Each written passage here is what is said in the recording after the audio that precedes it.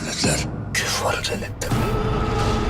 Akrebin deliğine dahi soksak orayı patlatacağız. Hepsini alacağız. Allahu Ekber! Baba, biz Osman Bey'le ne zaman konuşacağız? Sır dedi ki Ayşe, Fatma Hatun'a hediyeni ver. Kızın gönlünü al. Elini çabuk tut Yusuf. Beyliğimizin geleceği sana bağlı. Lafira, kararı nedir komutan? Emanetleri kime vereceksin? Kibir ve ihtiras içinde olan. Ona devletin kim olduğunu göstereceğim. Ya Rabbi, bizler senin yeryüzündeki pusatlarınız. Sana ve Resulüne uzanan eli, dili koparıp atarız ya Rabbi.